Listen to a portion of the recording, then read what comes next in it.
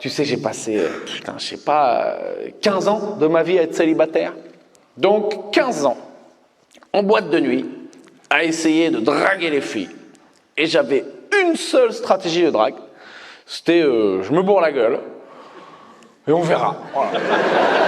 C'est vraiment un ticket de l'autre. Des grandes phrases d'approche, de type, ah, bon, ça marche pas. Ah, voilà, ça marche pas. Et c'est pas de ma faute, c'est parce que j'ai jamais réussi à faire partie de ce club un peu d'élite, des hommes qui ont le courage d'aller parler aux femmes sans avoir bu. Et j'ai jamais non plus réussi à bien contrôler ma consommation d'alcool.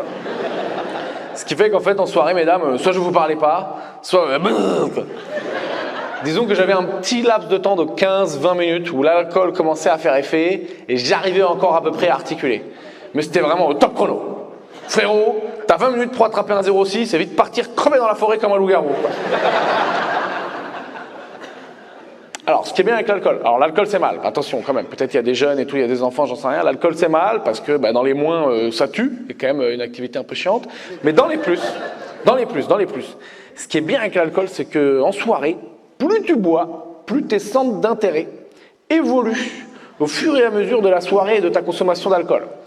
Par exemple, homme-femme, quand t'es célibataire, je sais pas ce qu'il y a, il doit y avoir un truc sur nos hormones, tout le monde est branché un peu drague. Tu sais, moi j'arrivais, j'étais genre meuf, et d'un coup, kebab. Tu sais, le cerveau il switch d'un coup comme ça. Là, il y a Miss France qui arrive, trop tard, les frites maintenant que c'est parti. Incroyable.